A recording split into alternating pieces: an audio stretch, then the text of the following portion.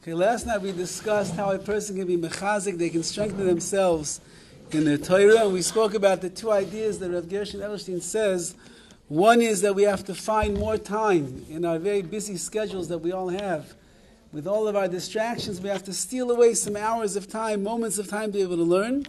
And the second thing that he writes is that in the echos, in the level of one's learning, in the amount of time that a person puts in, the effort that he puts in to understand better, everybody could do more in that area as well. The next thing as we said we have Torah, Avodah, and Gemilas Chasadim. The next one is Avodah, which is loosely translated here as Avodah service, which means Tefillah, but he's going to add other things as well. And he says, Avodah, Tefillah beKavanah b'yishuv hadas. The way in which you can daven with Kavanah, with intention, is if you have Yishuv hadas, your mind is settled. The HACHIZUK Emunah also included in this is to be mechazik, strengthen ourselves in our Emunah. The second thing we're dealing with over here is Avodah, is our service of Hashem. Avodah shebelev zu tefillah, like the Gemara says in Tainus, the service of the heart is referring to tefillah, to our prayers. Ushleimus ha'avodah shebelev hi kashem mispalim b'kavanas halev. The perfect or the complete way in which a person can serve HaKadosh Baruch Hu with their heart in davening is if you have kavanah, is if you understand what it is that you are saying and you are focused on your davening. V'kosav b'sfarim, in the holy books, it writes the following. It says an amazing thing. At the time that a person is standing in front of Hashem and they're davening to the Rebbeinu Shalom, automatically, at the moment that you're davening, you're not working, you're not on the phone, hopefully. Yeah, hopefully. You're not pressing off when it's ringing in your pocket. You're not looking at the TV, you're not looking at the news, you're not reading the paper. Everything is bottled, the whole world is shut off at the time that you're standing and you're davening to Hashem. If that's the case, then why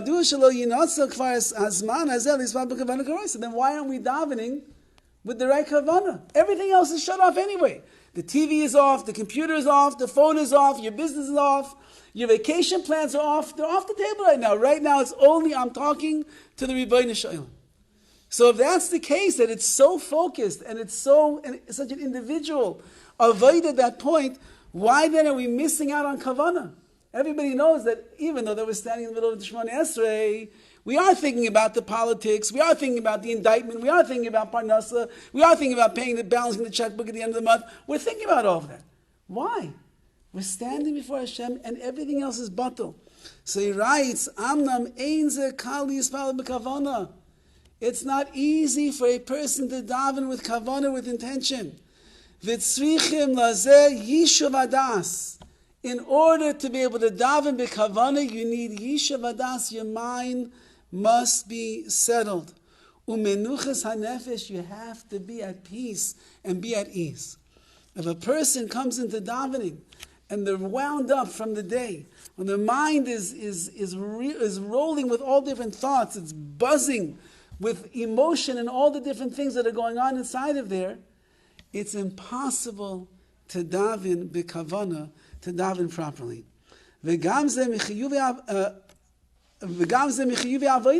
And therefore, to have Yishuv hadas, to be a person that is calm, to be a person that is relaxed, to be a person whose mind is settled when he's standing and davening, whatever you need to do to accomplish that, that's a part of the avodah of the davening itself. Just like before you work out, a person is supposed to stretch, otherwise they're going to end up hurting their muscles. So the stretching becomes part of the exercise itself. So too, a part of the exercise of our tefillah is that you have to be loose and limber and your mind must be relaxed in order to daven in the right way. You have to look for advice, ways that you can accomplish this. What do you need to do? Everybody's going to be an individual. Everyone will be different. What do you need in your life to achieve Yishuv hadas, to be relaxed and have your mind at ease so you can stand and you can daven to HaKadosh Baruch Hu. That you can have the proper kavanah, the proper intent in your davening. We know that the Gemara tells us the Chasidim HaRishayim, In much earlier times, they used to prepare 1 hour before davening. They used to daven for 1 hour, and then it was like the cool down for another hour as well, just to gather in all their thoughts. So Rav Wolbe writes in Ali Shur that it's not possible for a person to spend an hour these days preparing for davening, but at least a minute before you daven, at least just sit down for a moment and think to yourself, what am I about to go and do? I'm about to talk to the Rebbeinu Shalom, and he's listening to me, and he hears everything I have to say, and there's no lack of resource that he has to answer all of my tefillos. So if a person would just have one little thought before they daven, perhaps it will just allow us to gather in our thoughts before we stand and try to have kavanah. And then he writes, not only is the avodah shebelev, the service and the duty of the heart, having to do with davening, it's also strengthening ourselves in our emunah, in our faith. There's a lot of levels to reach the height of emunah b'shleimus, complete emunah in Hashem. Also, bitachon, trusting in Hashem, also has to do with emunah.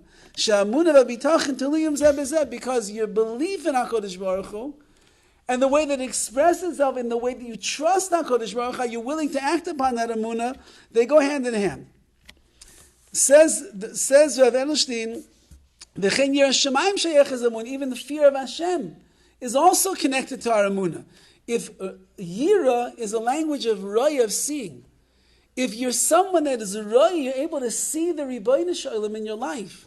You're able to have an awareness of HaKadosh Baruch Hu. You have that Yiras, so that's what increases one's emunah.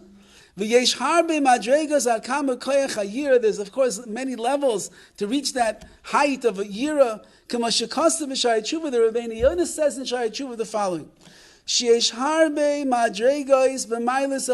a lot of levels in the lofty spiritual heights that a person could reach. One of them is Yira, fearing Hashem. She mitzvah tamidus. It's a constant mitzvah. Every time you think about Hashem and you think that you're standing in awe, you're standing in front, in the presence of the HaKadosh Baruch Hu, he sees, he hears, he's listening. You're Makayim a mitzvah, you receive a positive commandment of fearing Hashem. Lo'isiv Yiras Shamayim, we have to add on to our Yiras Shamayim. Each person according to their level. And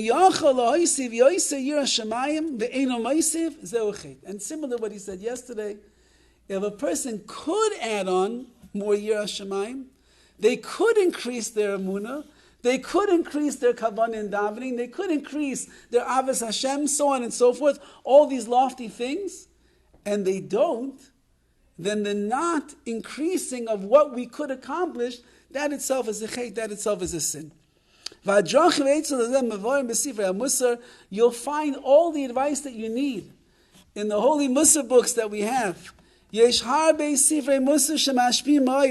works that we have of Musar will be mashpil, have a great impact on us. Will be cold door in every generation.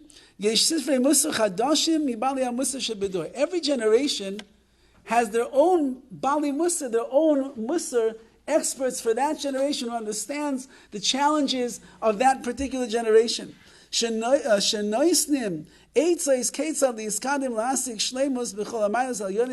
they give advice how to reach these higher levels, even in a generation like ours. Even in our generation, we can have Emunah, we can have Bitachon, we can have Yiras Hashem, we can have Kavanah in our davening. There's no reason we should have less Kavanah than any other generation. We might have to make some rules for ourselves before we come into the shul. That means we have to leave the phone in the car. That means that we can't be on the phone with that wild conversation right before you're about to walk into mincha. It's not going to work out to have Kavanah in such a case. Whatever it is that you have to need, you have to figure it out for yourself. Learning Musar has a very great effect on a person. And he concludes, first of all, just the learning of the Musar and thinking about the ideas that you're learning, that has an impact on you. And he writes beautifully, called machshava toiva, every good thought that a person has, mekadeshes es ha'adam. It's mekadesh, it sanctifies a person. If your thoughts are in kedusha, if your thoughts are in Musar, working on yourself, becoming a better person, that thought in your mind is makadesh. It sanctifies you, elevates you. V'gam mikan la'aba yesh hashpa, and that hashpa will continue. L'dasim yoitzim de'chayva b'chal chiyuvim tzvichim l'kayim, and then you'll be able to figure out through your day-to-day activities as an Oved Hashem, if you're living up to the madregas, to the levels that HaKadosh Baruch Hu has really expects of us. And Bez Hashem, once that we start doing more and more and more, you'll see that it's a natural progression. A person will get into the avodah, he'll get into the davening, Kavanah, get into the Emunah, get into the Bitachon. It'll become part and parcel, Bez Hashem, of who we truly are.